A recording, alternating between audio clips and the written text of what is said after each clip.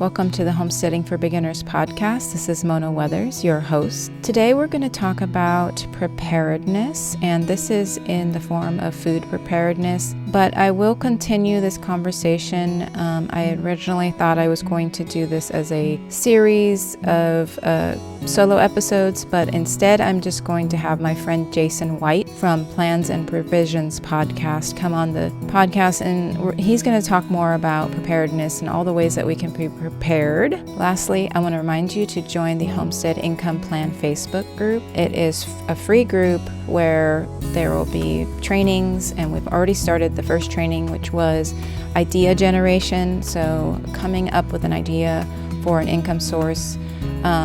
That's what I taught on that. And this week we'll have Jessica coming to talk about flower farming. So if you're interested in either of those things, please join the Facebook group.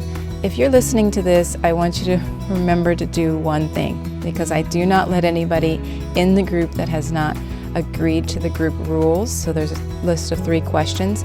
You have to agree to the group rules to get accepted into the group. I give other people second chances if they haven't done it, but that is a requirement. You have to read the group rules and agree to them to be accepted into the group.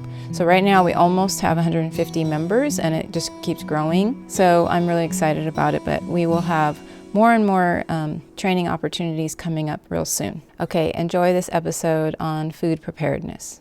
So let's start with food. That's the most common. That's the one that everybody wants to make sure that they have food to eat if something were to happen.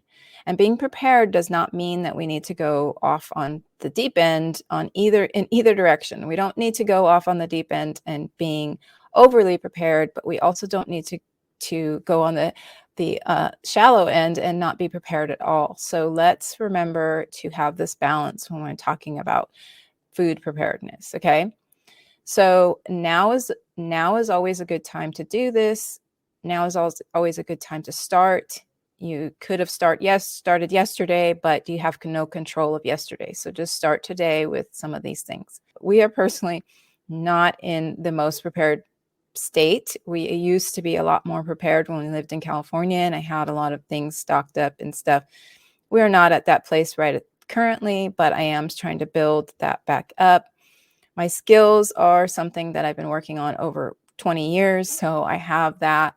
But the idea of having some of these things actually physically stocked up is something I'm working on as well. So I just wanted to tell you that. So that I may be at where you are as far as beginning, but the best way to start something like this is just to have the conversation and start talking to yourself about it, start talking to other people about it, things that you need to do to be more prepared. Okay, so we start with food, and number 1 is water. While this is not a food, having an adequate supply of clean water is crucial for survival. We all know that you can last a lot longer without food, but you can't last very long without water. So make sure that you have a decent amount of water in case something does happen to your water supply of some sort that could happen. So just be prepared. Also know that you have to make sure that your water is cleaned properly. And it's, if you're filling your own buckets, there's things that you need to do to make sure that the water is not holding bacteria and creating a problem for you. You don't want to be drinking bad water when you need really good water. So make sure you do your research on that as you're looking to create a supply of water for an emergency. Number 2, and listen, when I share these things, we're talking from this perspective of being healthy during this time and not just having food to consume.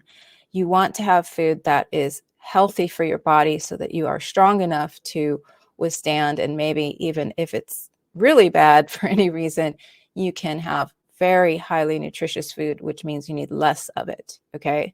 So if you're eating a bunch of junk food, basically that's not going to sustain you for very long. And actually will cause you to feel more hungry when you eat junk food. So remember, as I'm sharing this list, to keep that in mind. So canned fruits and vegetables, that's always a good place to start with your food supply. If you can have your own canned fruits and vegetables, that would be best. But if you can't, find the best foods that you can and store them that are stored properly in, canning, that are canned properly. So canned foods and vegetables can last a long, long time, years and years. So make sure that you have a good supply of those, and some variety too. Don't just get the same fruits and the same vegetables. Have some variety, because nobody wants to eat terrible food during a bad time. Although you probably eat things that you wouldn't normally if there was a bad time. If there was something happening and you needed to be sustained, you'd eat things that you wouldn't normally. But let's think about things that we would eat. Okay. Canned meats and fish. Those are also things that you can store for a long time. If you're canning your own meat, just make sure it's, safe and it lasts long.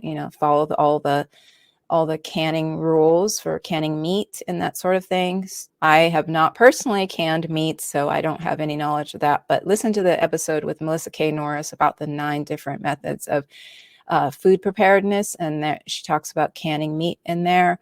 So that is something that I personally want to get more into, is canning with a pressure canner. And it's just one of those goals. We all have goals. That's one of mine. I've canned other things, just not with pressure canner. And you need a pressure canner to can certain things that are low acid foods like meat. If you're a vegetarian, you need to consider this also, to have a protein source. So if you are a vegetarian or a vegan, you need to make sure you have some sort of protein source. So we'll get into that with beans and that sort of thing later, but have a good source of protein as well. And even if you are able to raise animals and process them yourself and know all this, you still want to be able to have some of these things stocked up so that you have the supply and you're not scrambling to get more food. Okay, so number 4 is dried fruits. Dried fruits are an excellent way to retain a lot of the nutrients in the fruits by drying them. So if you can dry fruits that you've grown yourself, that would be the most ideal, especially since dried fruits are very expensive.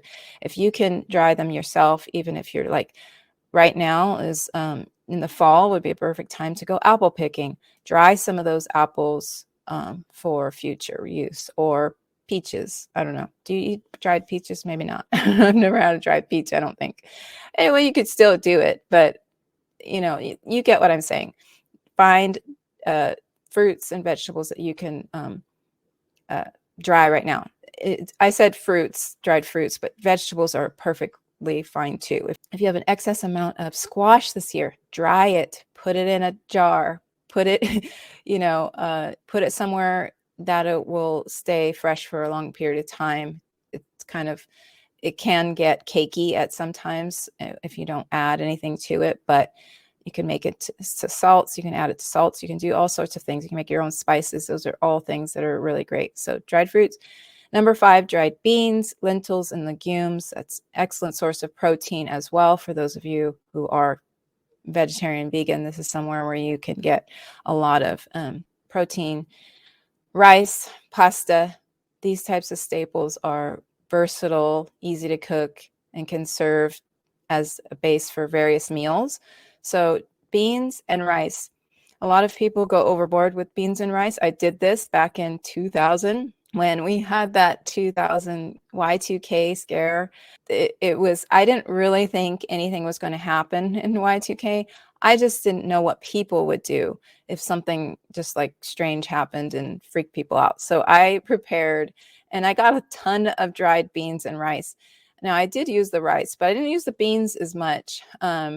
So if you're not a heavy consumer of beans, just don't go overboard with the beans. Like, don't get a 50-pound bag of beans if you're really not sure that you're going to eat that much beans, and you don't need it. This all depends on the size of your family as well. So there's that.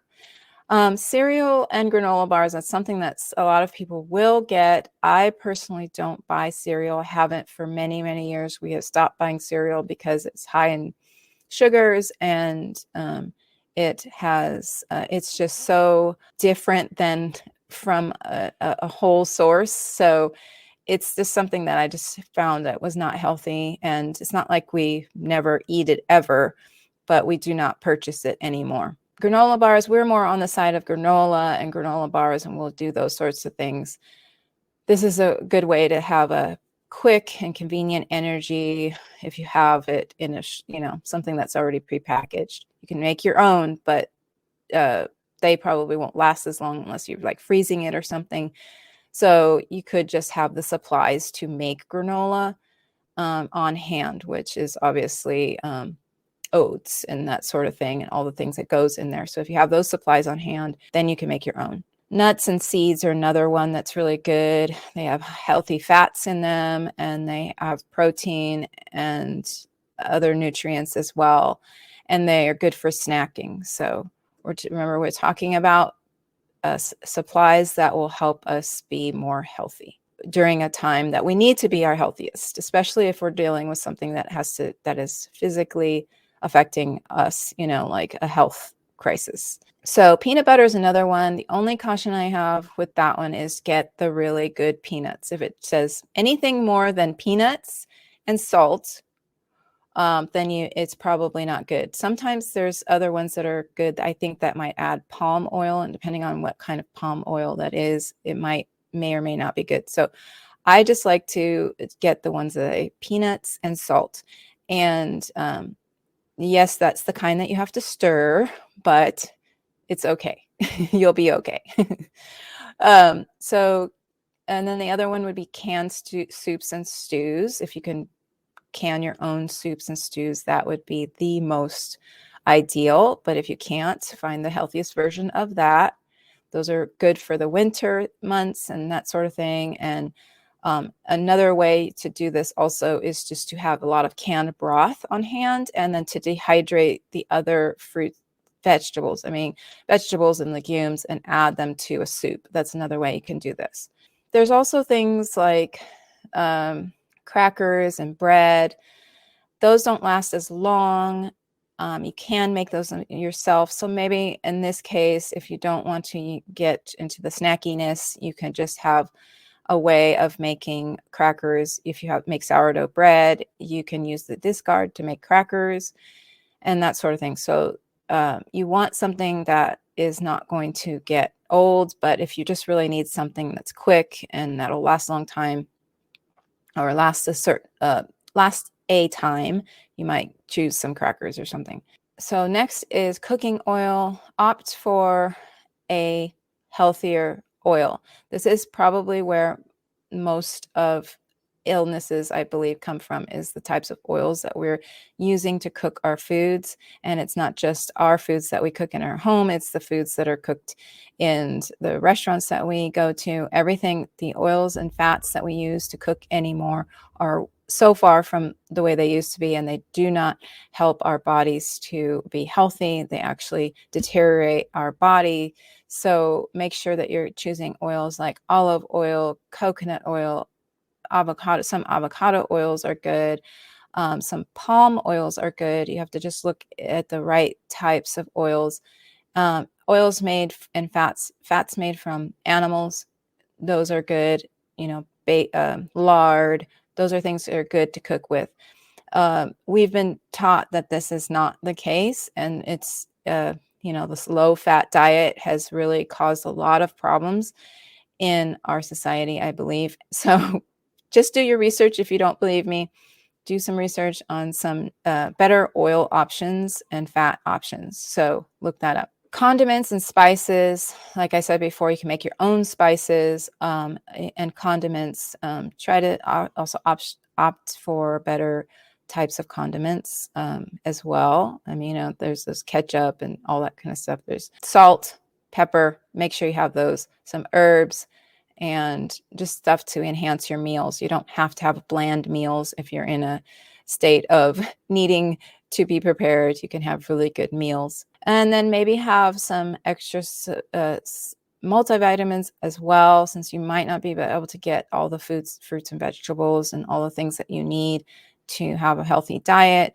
Make sure that you have some of your vitamins on hand. There's some that I can list as well. I use a certain brand of vitamins that I really love, and so I can help you with that as well. So just look in the show notes for that. The other thing I want to mention is that have the supplies for making a lot of your own things. So if you can make, fermented foods, that is something that if you have not learned how to ferment your vegetables and drinks, that would be a really good place to start in the kitchen. Like learn how to ferment and make cabbage and things like that. That they can last for a long time. So if you're fermenting foods, I don't know, like I've heard some people have certain things for a very, very long time. I'm not talking years, but still, if you're in a place where you need to have healthy food, if you have some fermented foods that are in there, and then you can grab some stuff from your garden possibly and make more fermented foods, that would be ideal as well. So remember to check regular expiration dates for stored foods and rotate them as needed. Don't forget to have cooking utensils and can openers and all those things that you need for cooking. Make sure you have some of those on hand, maybe even a separate set that is just for this emergency time, just to make sure you have them all. So that's all. I mean, there's so many things that you could include on this list, but those are just some that I thought that would be good to share with you.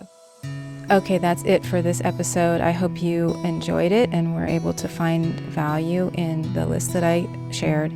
I do have a favor to ask you before you go. Can you please leave me a 5-star rating on whichever player that you are listening to? I don't know how it looks on most players, but in Apple it's pretty easy. And I believe Spotify is pretty easy too. So if you'd leave a 5-star rating, and then if you have time, can you also leave a review as well? Any positive reviews will help this podcast to be heard by more people. So I just would really appreciate that. I hope you're having a wonderful day or evening or whatever time it is that you're listening to this, and I'll talk to you on the next episode.